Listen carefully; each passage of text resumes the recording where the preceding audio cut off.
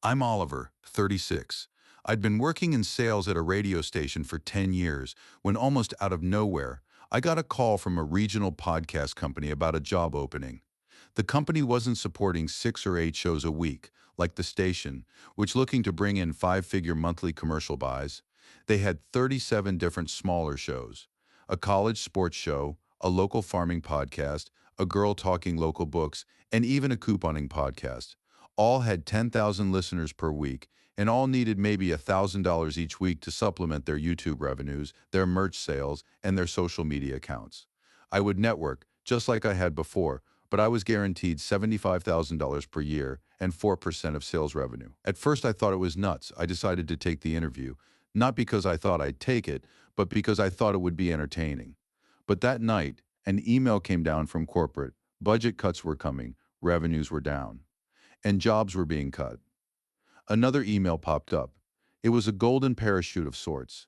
Severance pay, 6 months of income equal to the average of my previous 6 months. I looked back at the first email. 16% of the workforce to be cut, a 1 in 6 chance. That seemed like bad odds. I hadn't made any decision yet, but something told me to take the interview seriously. I began making calculations. If I bought in $37,000 per week at 4%, that would almost be double my pay with the commission. I was regularly bringing in $50,000 per week for the station. So I figured with the growing digital platform, I could match what they were seeking. I went to the interview, and the secretary, a woman named Jen, had me fill out the paperwork. Once it was done, she took it into the manager's office. After only a minute, she reappeared, asked me to come in, led me into the office, and sat next to the manager.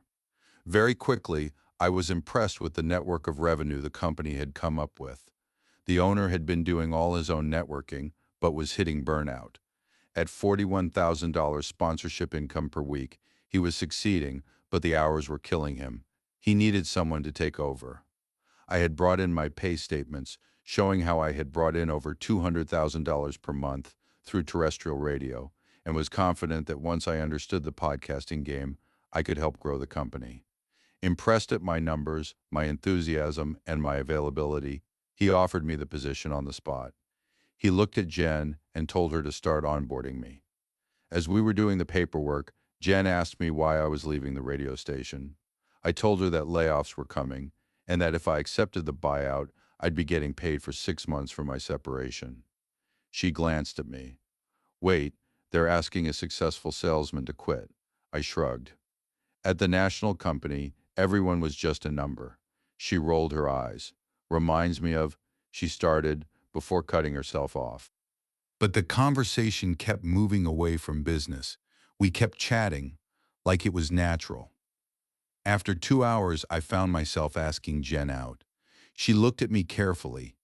She hesitated, but after a moment she hurriedly agreed, with eyes begging me not to back out. It was if there was something she was carrying but wasn't ready to tell me. The next day I went into the radio station, found the station manager, informed him I had been offered severance, and gave him proper notice. There was a moment of panic in his eyes. I was one of the good salesmen. I had been steady, reliable. He couldn't believe headquarters was just letting me slide. He even offered to call national and keep me on board. I shook my head. I've already accepted another position, digital. He stared at me, sighed, and put up his hands in defeat. All right, Ollie, if you're sure. I told him he might be able to keep me on board this time, but what if there were another round of cuts in a year? What if they moved all sales to HQ? It was too big a risk. He looked out the window, nodded sadly, and agreed. 3 nights later, I was sitting across from Jen. She was attractive for 30, fit, didn't overdo her makeup or dress wildly. We talked about her past. She was divorced, I was never married. She had a son, but her husband had custody. I was wild and free. She told me she had a bit of a past. She had been an exotic dancer, made good money from that, but had been cut out from some drama in her life. I stared for a minute. I need to know that's in the past. I put my fork down. I'm not here to tell you that we can't date because of your past, but I need to know that your heart is for one man. Her eyes widened, she gaped at me, and she panicked a little. No, no, Oliver, that was part of the biggest mistake of my life. Had I listened, had I given it up when I was asked, I wouldn't be here now, working as a secretary, only seeing my son 6 days a month. I loved the attention, the way men wanted me. It was like a drug. But when I had to leave, I realized just how badly it had messed me up. She put her hand over her eyes. I lost my marriage, my son, and my job, because I thought I could do it all. When she looked up at me, her eyes were red. I swear, I'll never let myself sink into that world again. I let that conversation drop. I had a feeling there would be more conversations, but for that moment it felt like a warm new beginning. Jen told me that she felt like she should tell the owner that we were seeing each other, and I told her that I understood. I felt like I had nothing to hide. After dinner, we took a walk along the street and traded social media. She was hesitant, but I could tell that she realized that hiding her past would only make things worse. As I worked out the end of my time at the station, I'm proud to say that I kept up my high quality of work. I needed to because the last 2 weeks would count towards my severance. On my last day, I transferred all my contacts onto a private mail server, making sure I could reach out from my new company once everything started. Then I got up, shook hands with everyone I knew, and said goodbye to the world of radio. I purposely gave myself 1 week of downtime before starting my new job. I made a point of routing my severance pay to savings. It was important because even I felt like a baller for 6 months. Eventually, I would be back to living off of commission, and it was better have money saved for later. I called Jen and asked to go out again, this time to a nearby hiking trail. She agreed. When I picked her up, she was excited. You know, Ollie, you're reliable. I like that a lot. Before my first marriage, I dated a lot of selfish men. And the few dates I had since the divorce, most men just wanted to know what it was like to have former. Well, I nodded, understanding the implication. But tell me, she continued, if support you, love you, and make our home a happy one, will you desire me? If asked you to let go and just gave into your own lust for me, could you do that? I was surprised at the question, but it was asking me if I would adjust based on her needs. Something in me said that might have been a quiet contention. Her ex had been mild. He initiated, but he didn't adjust. Maybe he didn't know. Maybe they didn't communicate. But it didn't matter. I nodded. I don't need to think about what you were to find you desirable. And if you tell me what you need, I'm sure I can perform how you like. Her eyes gleamed, but only for a moment. I wish I had done that with my ex, she admitted. I wish. She stopped again. She looked at me again. I know the mistakes I made. They won't happen again. We reached the trailhead and were making our way down the path. You know, I'm not the same man your husband was. I can't be what you wanted him to be. I can only be the best I can be for you. She looked at me for a minute as we walked, then nodded thoughtfully. You're right. I hadn't thought about that. I've been thinking of you as a replacement, but you're your own man. When we reached the end of the trail, we looked at the river in front of us. There was a broad, flat rock hanging out a foot above the water. I stepped out. Be careful, she breathed. But when it was solid, I reached a hand out. A moment later, she was looking out over the river, too. I sat down, taking my shoes off, then my socks. I let my feet sink in the cool, murky water. Jen watched for a minute. Then she chuckled. You're reckless. I suppose you think I should join you. I looked up and smiled. It might be nice. She sat down slowly. I'll have to take my hose off. Can I trust you? She asked with a twinkle in her eye. I chuckled for a moment. Maybe if I tried something, or didn't, you'd permit it. She looked at me cautiously. Maybe you're right. She paused. In fact, I'm sure of it, but I think I'd prefer if you didn't. I looked out over the water. Well then, you can trust me. I felt her hand touch my shoulder. Then she slid off her own shoes, slowly pulled off her hose, and then dropped it in her bag. She let her own feet dangle into the water as well. Every now and then our feet bumped into each other, but neither of us cared. After a few minutes, she leaned her head on my shoulder. I like this a lot. When my first day of work came around, I came into the building, found my office, and found a welcome banner over the door. There was also an envelope on the desk with my name written on it. I opened it and found a Dunkin' gift card along with a note. I think you know what to do with this $20 gift, Jay. That first month was the happiest of my life. I was learning this fascinating podcasting business. I was contacting my previous clients about moving over from radio to digital, and I was getting to know several of the personalities. Jen and I had lunch together, had drinks after dinner, and it felt like everything was coming together. But then one day, Jen came to me, shaking and pale. I just got an email from someone. She quietly looked over her shoulder. It was an ex-wife of one of the club's clients. I just forwarded it to your personal email. I didn't want it found on our servers. I opened the email. It from a woman. Her ex-husband had been deeply involved with the dancers. Lots of money had been thrown around. But at the bottom, I know that you had been turning tricks for him. I got his money, but I want to ruin your life too. I'm going to expose you to your digital company.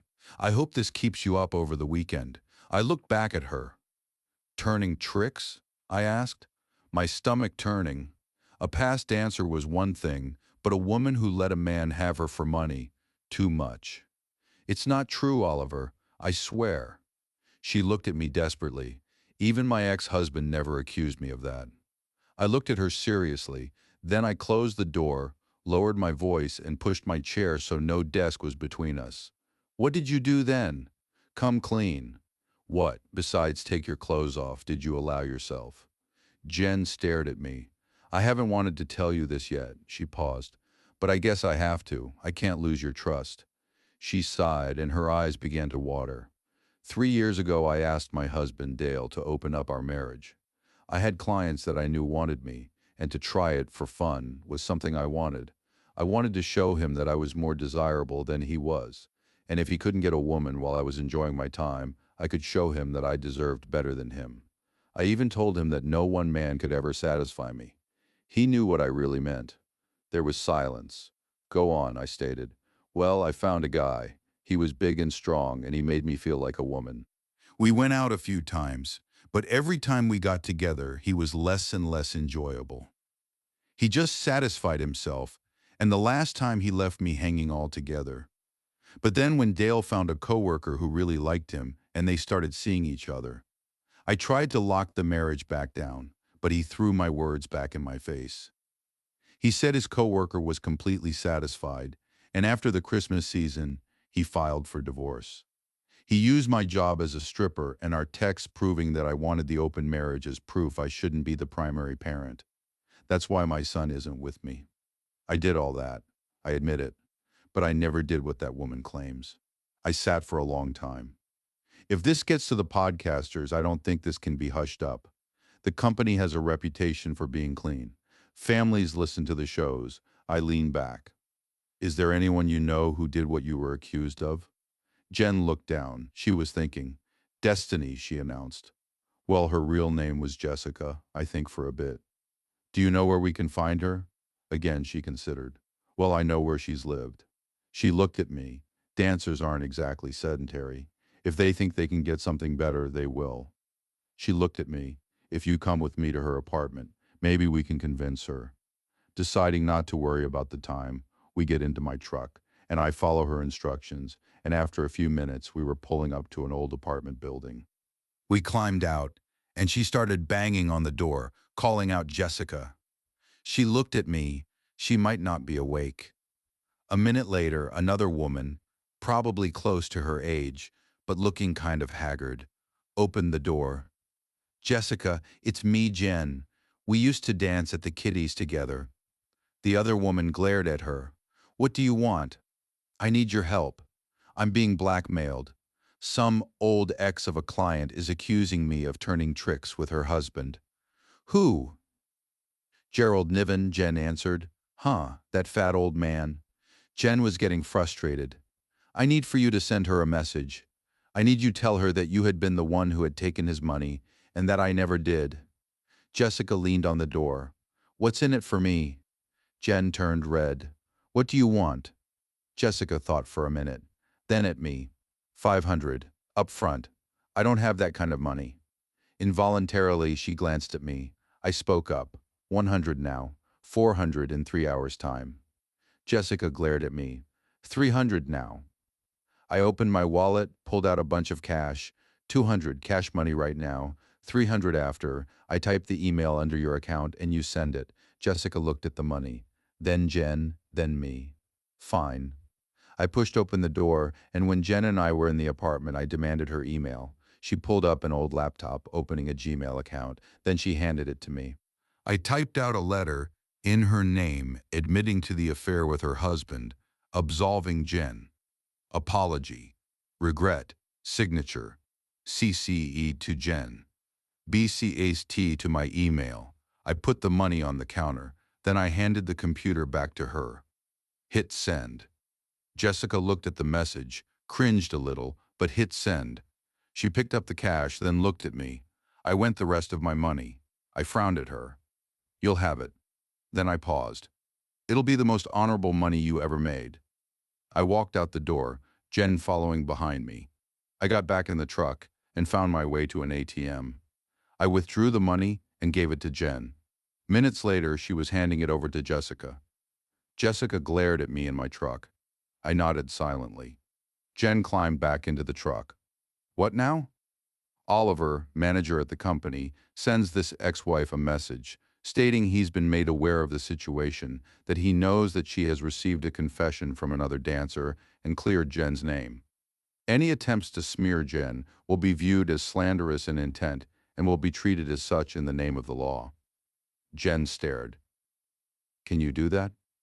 I shrug. It's posturing. But since we have the confession, we could take that to the general manager and he can at least put any fires out. When we got back to my office, I immediately fired off the email to the Jen's accuser. After a few minutes, my personal email got a response. No further action will be taken. I read that to Jen. She smiled, stood up, kissed me, and ran out of the room. When business was closed, I sensed that I should stay. After the last manager left and the owner departed, Jen showed up in my office. Her eyes were red. Hold me, she whispered. I stood up, wrapped my arms around her, and moments later she was crying, hard and loud on my shoulder. I'm sorry, she sputtered. She went back to crying. Now you know why I need to make sure you never go back. I said, you owe me $500 and I don't take cash. She looked up at me, staring, and then smiled. She even laughed through her tears. I'm sure I can find a way to pay you back. Postscript. Jen and I were married 6 months later in a little ceremony at a wedding chapel. A year later, I reached out to Dale, asking if there was a way we could arrange for Jen to spend more time with her son. She had been out of the dancing business for several years, and we had a stable home. After some negotiations, they agreed to let Jen have her son every weekend instead of every other. A year later, his little stepbrother was born. We called him Seth. Jen decided to stay at home, and surprisingly, Jessica accepted the job as the new secretary. She started seeing the college football guy, who didn't mind telling the world he was dating a former exotic dancer. Made sense to me.